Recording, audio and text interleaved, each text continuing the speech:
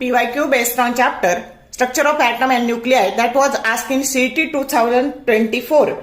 Radius of the first orbit in hydrogen atom is A0. Then de Broglie's wavelength of the electron in the third orbit is option A 3 pi A0, B 6 pi A0, C 9 pi A0 and D 12 pi A0.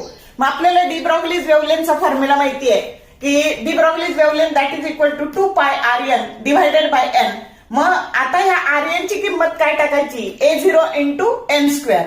मग ही A0 into N square टाकलं की एक N काय झाला cancel झाला आणि de Broglie's वेव्हलेंथचा formula मिळाला de Broglie's wavelength that is equal to 2 pi A0 N.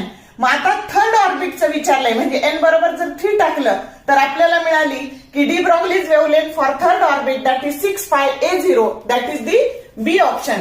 And therefore for more useful tips and tricks keep watching Winds of Physics. Thank you very much.